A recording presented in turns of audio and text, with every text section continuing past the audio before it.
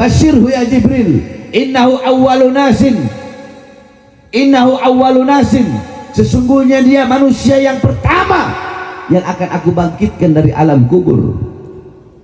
Wa sayyiduhum idza jami'u, dan dia adalah manusia pertama yang akan menjadi pemimpin ketika kelak semuanya dikumpulkan.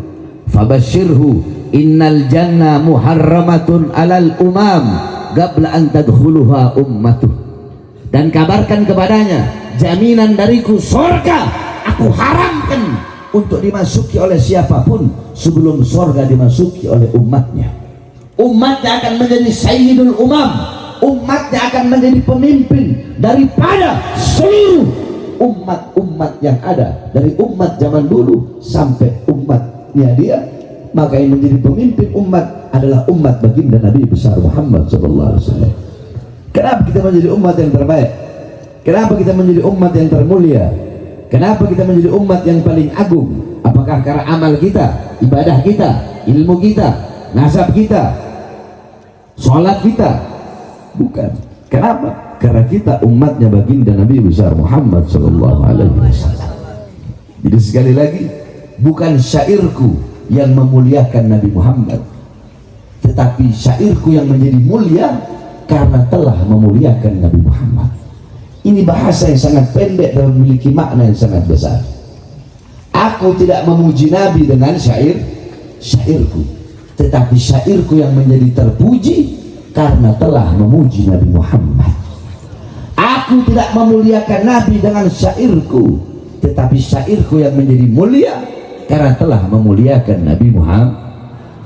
Aku tidak mengagungkan Nabi dengan syairku, tapi syairku yang menjadi agung karena telah mengagungkan Nabi Muhammad Sallallahu Alaihi Wasallam.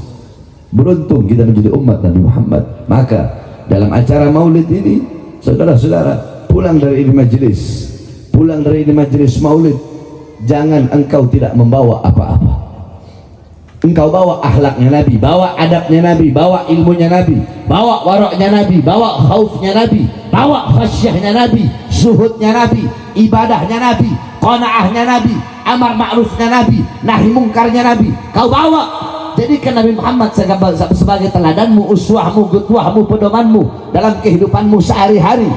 Jadikan rumah tanggamu rumah tangga Nabi Muhammad, jadikan kampungmu kampungnya Nabi Muhammad SAW. Jadikan engkau punya rumah tangga Nabi, isi rumah tanggamu dengan Al-Quran, dengan sunnah-sunnah Nabi Muhammad, dengan ajaran Nabi Muhammad. Didik putra putrimu dengan pendidikan baginda Nabi besar Muhammad, didik wargamu, didik masyarakatmu, didik murid-muridmu dengan pendidikan Nabi Muhammad SAW. Ini akhir-akhir zaman, fitnah di mana-mana, kerusakan di mana-mana, perbuatan dosa di mana-mana, perbuatan maksiat di mana-mana, mabuk di mana-mana, pelacuran di mana-mana, narkoba di mana-mana, perjudian di mana-mana, homo di mana-mana, lesbi di mana-mana. Orang-orang sekarang mereka tidak mau tahu lagi tentang Islam, buta agama, tidak kenal Tuhan, tidak kenal nabinya, jauh dari Allah, jauh dari Rasul, mengakui iblis sebagai musuh, tapi setiap hari iblis mereka jadikan sebagai teman baiknya. Mengaku sebagai umat Nabi, tapi semakin hari semakin jauh dari ajaran dan sunnah Nabi Muhammad. Kerusakan di mana-mana, saudara-saudara. Kera-kera berdasi menduduki kursi-kursi kekuasaan. Kera-kera bersorban sekarang telah merajalela di panggung-panggung dakwah untuk menyebarkan fitnah-fitnah, kerusakan-kerusakan, mengadu domba umat Islam, melakukan perpecah belahan di mana-mana. Maka jikalau engkau ingin selamat, berpegang teguhlah kepada ajaran dan pendidikan baginda Nabi besar Muhammad Sallallahu Alaihi Wasallam. Ikuti para ulama-ulama salaf, ikuti para ulama-ulama terdahulu, ikuti para kiai-kiai terdahulu, ikuti para ajangan-ajangan terdahulu, ikuti para habaib-habaib terdahulu. Mereka para salaf-salaf, niat mereka tidak sama dengan niatnya orang-orang sekarang.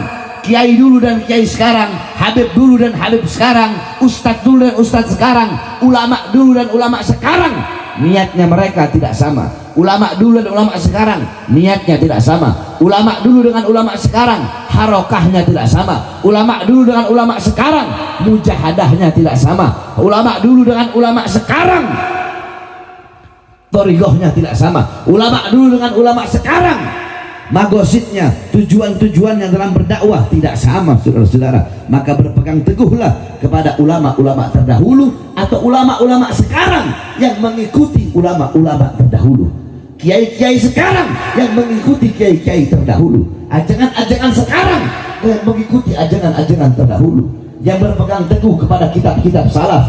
Jangan kau jauh dari para ulama, jangan kau jauh dari para habaib, jangan kau jauh dari para kiai, para ustadz, para ajengan.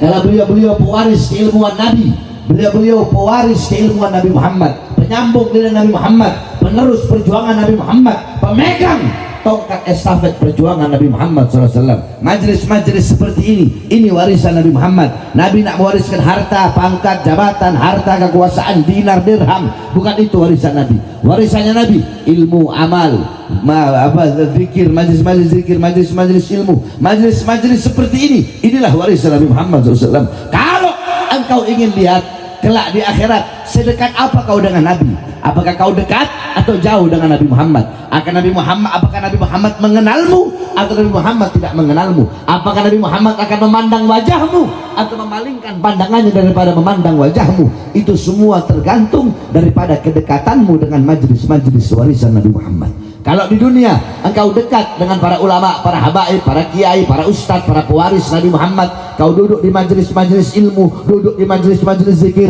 duduk di majelis-majelis sholawat, dipastikan di akhirat engkau dekat dengan Nabi Muhammad. Tapi kalau di dunia kau jauh dari ulama, jauh dari habaib, jauh dari kiai, jauh dari para ustadz, jauh dari para orang-orang soleh, engkau jauh dari majelis ilmu, jauh dari majelis taklim, jauh dari majelis zikir, jauh dari majelis sholawat, dipastikan di akhirat engkau pun akan jauh dengan Nabi Muhammad. Sedangkan orang-orang yang rugi di akhirat, orang-orang yang celaka di akhirat, bukanlah orang-orang yang datang membawa dosa yang banyak, tapi orang-orang yang rugi, orang-orang yang celaka adalah orang-orang yang tidak bisa berjumpa dengan Nabi Muhammad, orang-orang yang tidak bisa duduk berkumpul bersama dengan Nabi Muhammad, orang-orang yang matanya diharamkan memandang wajah indah Nabi Muhammad SAW.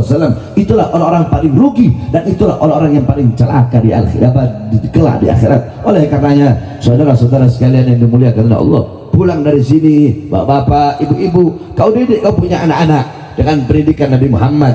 Qu anfusakum wa ahlikum nara. Jagalah diri kalian, anak-anak kalian, istri kalian, keluarga kalian, orang-orang yang dimana rizkinya adalah tanggung jawab kalian. Kalian sebagai bos, punya anak buah, punya karyawan, maka kalian wajib mendidik karyawan kalian, wajib kalian sebagai bos mendidik anak-anak buah kalian. Kalian punya pembantu, pembantu itu rizkinya ditanggung oleh kalian, maka kalian wajib untuk mendidik pembantu-pembantu kalian itu.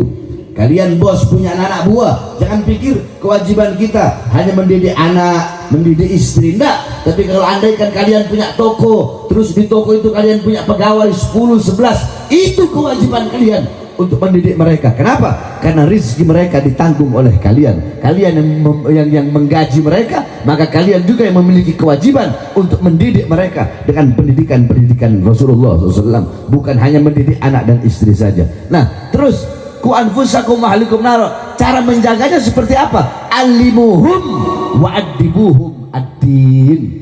Cara mencegah dirimu, cara mencegah anak istrimu, cara mencegah tetangga-tetanggamu, cara mencegah masyarakatmu, cara mencegah orang-orang yang dimana rizkinya berada kepadamu, cara mencegah mereka dari api neraka. Seperti apa, Beb?